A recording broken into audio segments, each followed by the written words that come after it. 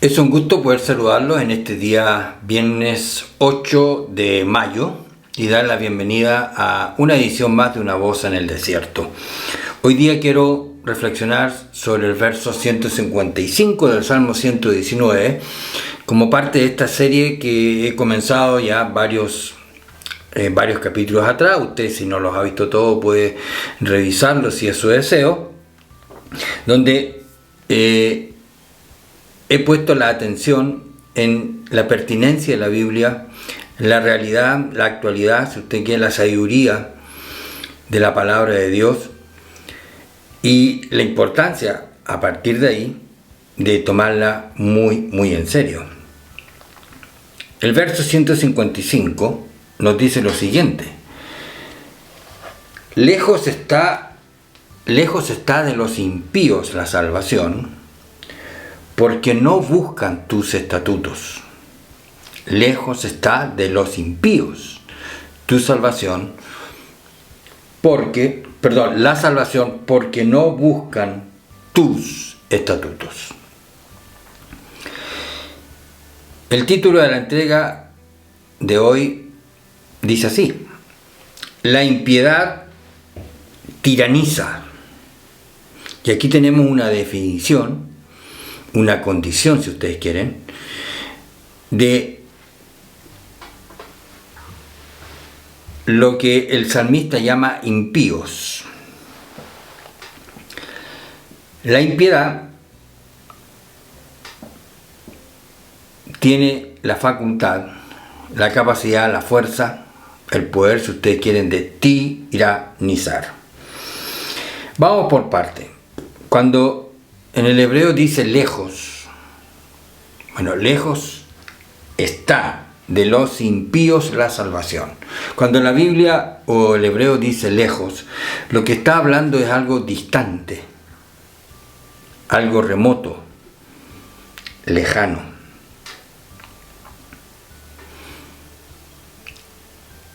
Y esa posición es a la que empuja la impiedad, de situar a los impíos, como dice el salmista, lejos de la salvación. Los sitúa, los posiciona en un lugar remoto. Vamos a ver por qué. Bueno, dice la segunda parte, hablando de la causa, porque no buscan tus estatutos. Pero uno todavía podría preguntarse, ¿por qué no buscan los estatutos? ¿Cuál es la causa? Y una de las cosas que uno puede deducir de esto es que la impiedad,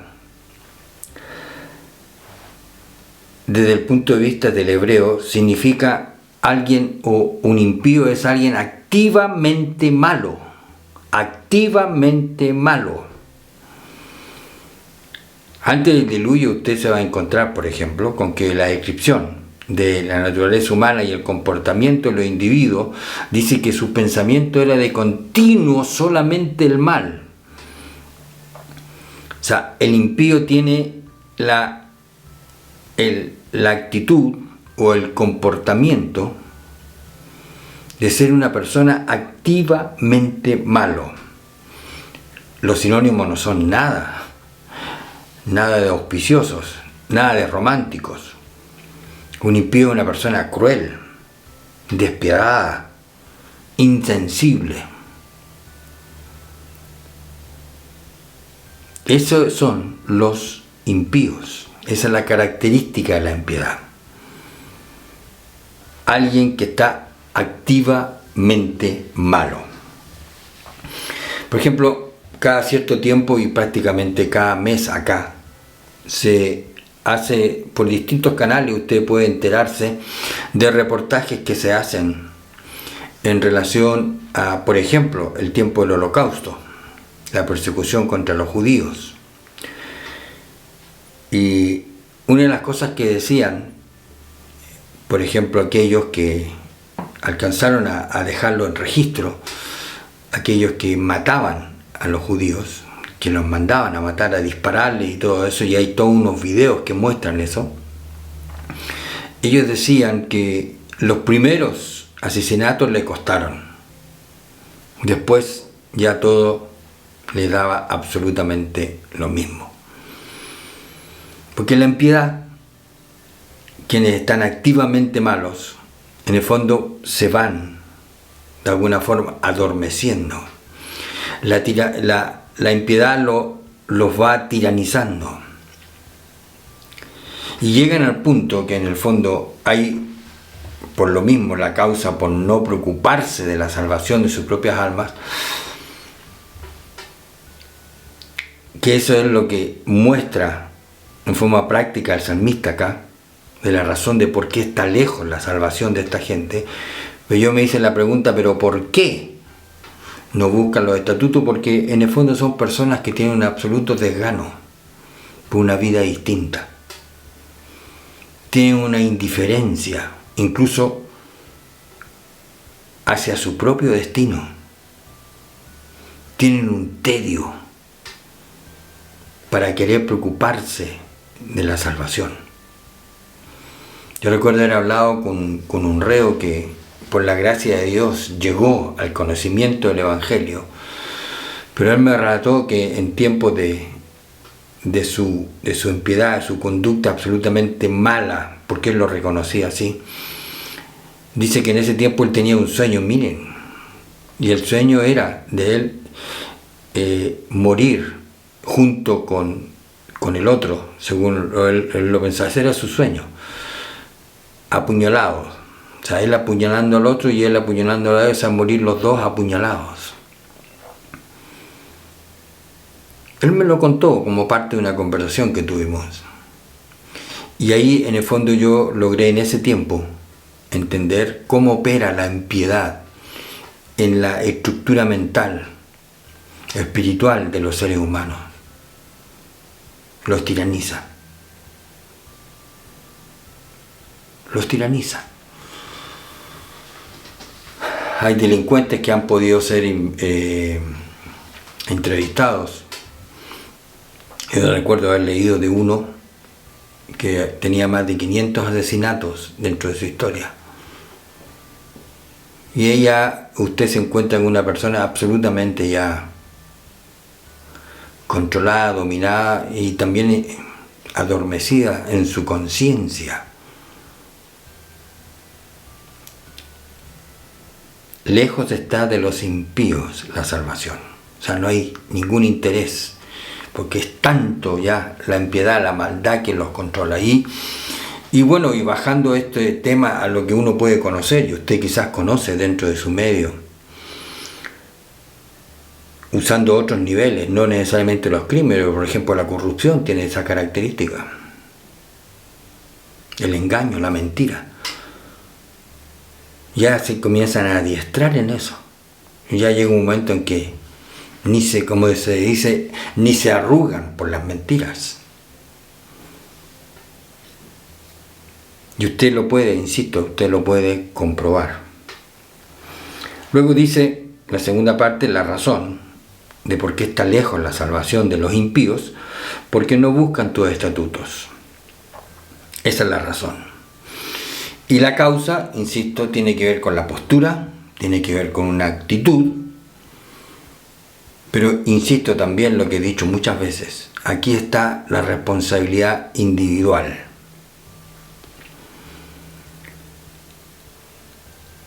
Los impíos, por una decisión personal, tienen una postura, tienen una actitud, no tienen ningún interés por escuchar la palabra de Dios, por buscar, por escudriñar, por enterarse de eso. Hay un absoluto desinterés en examinar o siquiera escudriñar la palabra de Dios.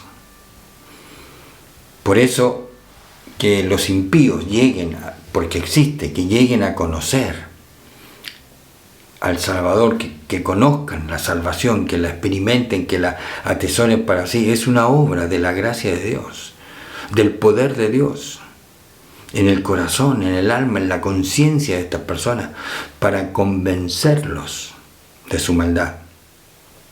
John Newton, por ejemplo, es un ejemplo de eso. Traficante de esclavos y tanto más que era en su tiempo. Hasta que llegó a conocer la gracia de Dios y el perdón. Y de ahí surgió este himno que se canta millones de veces en el mundo entero. Sublime gracia. Usted puede estudiar la historia de John Newton, por ejemplo. Alguien absolutamente abandonado a la impiedad. Controlado, adormecido, entumecido en su conciencia. Sin embargo, llegó, por la gracia de Dios, a interesarse en la salvación. Y ahí, junto con otros predicadores, fue parte del avivamiento en Inglaterra. Y después las luchas civiles que llegó a terminar finalmente con la esclavitud. Dice aquí entonces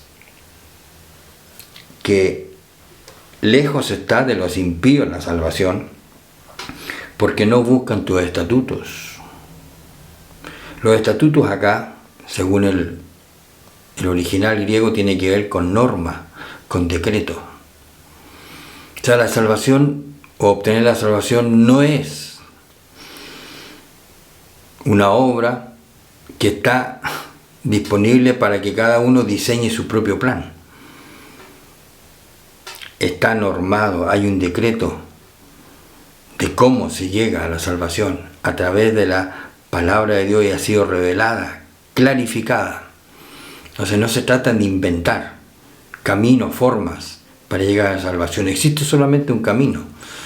Por eso Jesús lo dijo: yo soy el camino, la verdad y la vida. Nadie viene al Padre sino por mí. Y en ningún otro hay salvación, decía el apóstol Pablo, porque no hay otro nombre debajo del cielo dado a los hombres en quien podamos ser salvos. Por eso es una norma, es un decreto. Está establecido, especificado. Y es eso lo que tienen que escuchar todas las personas, con precisión el Evangelio, la palabra de Dios, para alcanzar la salvación. Y todos aquellos que en alguna forma hemos alcanzado esto por la gracia de Dios, orar, porque el poder de Dios, porque el Espíritu de Dios trabaje en el corazón, en la conciencia de quienes en un momento y como una postura, como una actitud, como un estilo de vida no tienen ningún interés en buscar la salvación, porque están bajo la tiranía de su condición espiritual, que es la impiedad, acostumbrados a vivir de esa manera, acostumbrados ya también a adormecer su conciencia, casi con una absoluta indiferencia y un desprecio por la vida humana e incluso por la propia, no importando cuál pueda ser su destino y cómo puede ser también su final. Damos gracias a Dios si hemos alcanzado la salvación. Eso es una obra de la misericordia y de la gracia de Dios. Y este Evangelio hay que predicarlo. La gente tiene que escuchar este Evangelio. Que Cristo fue a la cruz a recibir lo que nosotros, nuestra impiedad, merecía, para satisfacer las demandas de la justicia de Dios. Y luego viene entonces el arrepentimiento, ese pesar que nos lleva a confesar nuestra impiedad y agradecer que Cristo fue a la cruz y dio su vida por nuestra maldad. Gracias por su tiempo. Cuídense. Si quiere puede revisar datos personales míos que están aquí abajo. Me puede sugerir, si su deseo también, a lo mejor un tema en específico. Yo le agradezco su tiempo. Cuídense y será hasta una próxima oportunidad.